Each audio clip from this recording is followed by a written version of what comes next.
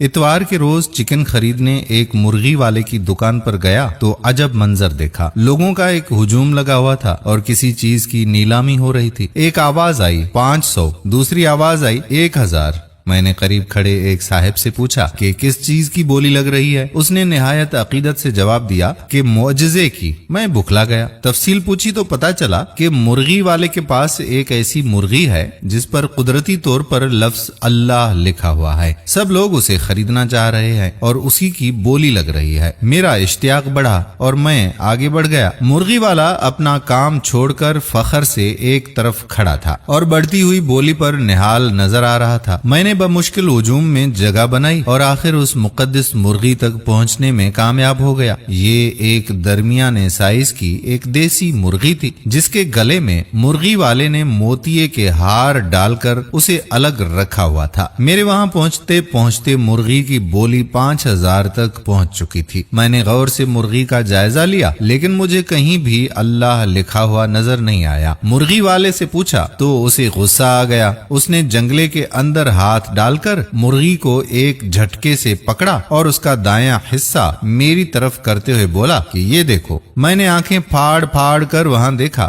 لیکن پھر بھی کچھ نظر نہیں آیا۔ میں سمجھ گیا کہ ایک گنہگار ہونے کے ناطے میں یہ روح پرور منظر دیکھنے سے محروم ہوں، لہذا آہ بھر کر پیچھے ہٹ گیا۔ بولی 8000 پر جا رہی تھی۔ بالآخر 1.5 گھنٹے بعد مذکورہ مرغی 15000 روپے میں فروخت ہو گئی۔ جن صاحب نے اسے خریدا ان کی خوشی دیدنی تھی۔ جب وہ مرغی حاصل کر چکے تو میں نے ان سے گزارش کی کہ ذرا مجھے بھی وہ نام دکھائیں جس کی وجہ سے آپ نے اتنی مہنگی مرغی خریدی ہے۔ انہوں نے نہایت اخلاق سے سر ہلایا اور مرغی کی دائیں طرف ایک جگہ انگلی رکھ دی۔ اب کی بار میں نے پوری توجہ سے وہاں دیکھا لیکن کچھ سمجھ میں نہ آیا۔ وہ صاحب بھی غالباً میری شکل سمجھ گئے تھے، لہذا انہوں نے اپنی انگلی سے مختلف پیچ و خم کے بعد ہر لکیر مجھے سمجھائی اور میں نے سر ہلا دیا۔ تاہم یہ بات میری سمجھ میں نہیں آئی کہ خود مرغی والے نے اتنی بابرکت مرغی فروخت کیوں کر دی۔ مجھے اسلامی تاریخ پڑھنے کا بہت شوق ہے،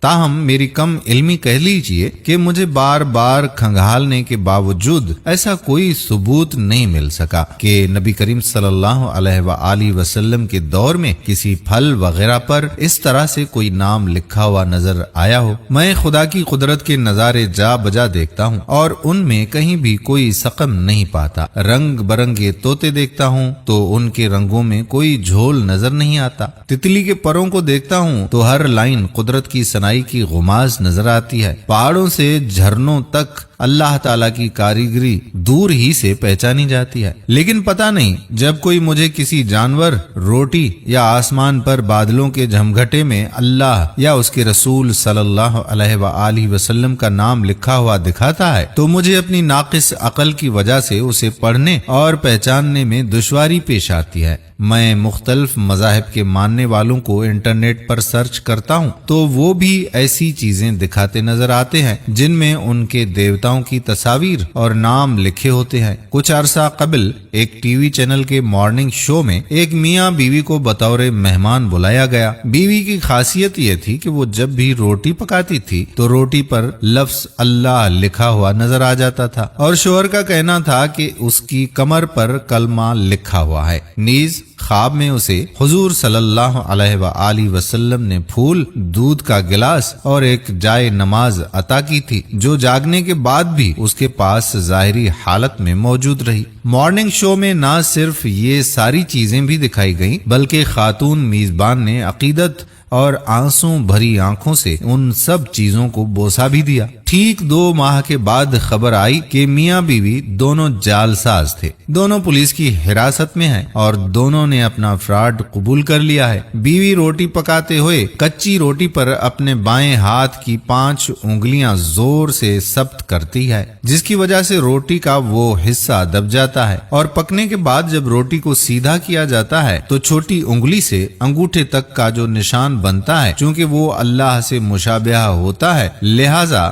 لوگ ششدر رہ جاتے ہیں۔ شوہر صاحب کی چالاکی یہ تھی کہ انہوں نے بازار سے ایک جائے نماز خریدی، دودھ کا ایک گلاس لیا اور کچھ پھول خرید کر انہیں 2 دن تک مسلسل عطر میں ڈبوئے رکھا اور اسی دوران ٹیٹو بنانے والے سے اپنی کمر پر کلمہ طیبہ کھدوا دیا۔ لوگ چونکہ ایسی باتوں میں جذباتی ہوتے ہیں، لہذا نہ کسی میں سچائی جاننے کی ہمت ہوتی ہے، نہ کوئی اعتراض ہوا۔ دونوں میاں بیوی نے اپنے اعترافی بیان میں یہ تسلیم کیا کہ اس عمل کے بعد نہ صرف ان کی بے روزگاری یکدم ختم ہو گئی بلکہ عقیدت مندوں کے بھی انبار لگ گئے۔ ایسی ہی صورتحال سعودیہ میں بھی پیش آئی تھی، جہاں آندھی کے طوفان میں کھلونوں کی ایک دکان سے ربڑ کا بڑا سا گھوڑا ہوا کی تاب نہ لاتے ہوئے آسمان کی طرف اڑ گیا، اور پھر جب لوگوں نے فضاؤں میں گھوڑا اڑتے ہوئے دیکھا تو بے اختیار سبحان اللہ پکار اٹھے۔ یہ ویڈیو اور اس کی حقیقت بھی انٹرنیٹ پر جا بجا موجود ہے۔ حال ہی میں ایک مذہبی شخصیت نے ایک بلی کے ماتھے پر مقدس نشان دے کر اسے محترمہ بلی کا لقب عطا کیا ہے۔ شاید آپ تک بھی ویڈیو پہنچی ہو۔ ایک گنہگار مسلمان ہونے کے باوجود خدا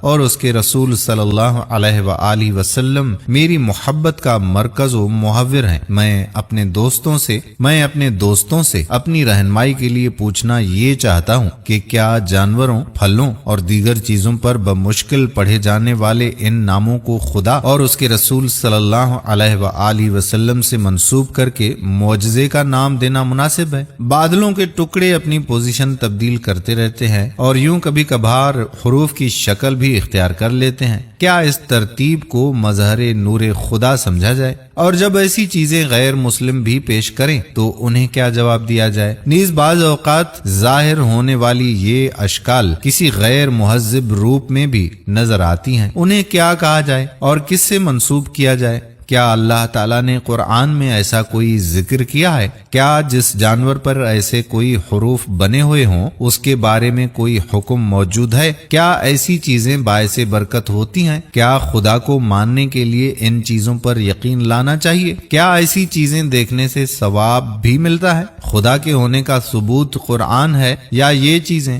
کیا ایسا نہیں ہوتا کہ بعض اوقات گھر میں سفیدی بھی گرائی جائے تو اس کی چھینٹوں سے کوئی عجیب و غریب شکل بن جاتی ہے؟ تو کیا یہ شکل بھی کوئی خاص اشارہ سمجھا جائے؟ کیا ایسی چیزوں سے ان لوگوں کو مدد نہیں ملتی جو دعوے کرتے ہیں کہ ان کے روحانی پیشوا کی شکل چاند میں نظر آتی ہے؟ ہم آپ سب کے جوابات کے منتظر ہوں کہ آپ کی رہنمائی سے میری اور میرے جیسے بہت سے لوگوں کی عقل پر پڑے ہوئے پردے ہٹ سکتے ہیں۔ تو ہمیں ان باتوں کا جواب ضرور دیجیے گا، اور اگر آپ کوئی جواب نہ دے سکیں تو اپنے دوستوں کے ساتھ اس ویڈیو کو شیئر کیجیے گا تاکہ شاید وہ ان سوالوں کے جوابات ہمیں اچھی طرح سے دے سکیں۔ آنے والی ویڈیو تک اپنے میزبان قادر بخش کلہوڑو کو اجازت دیجیے۔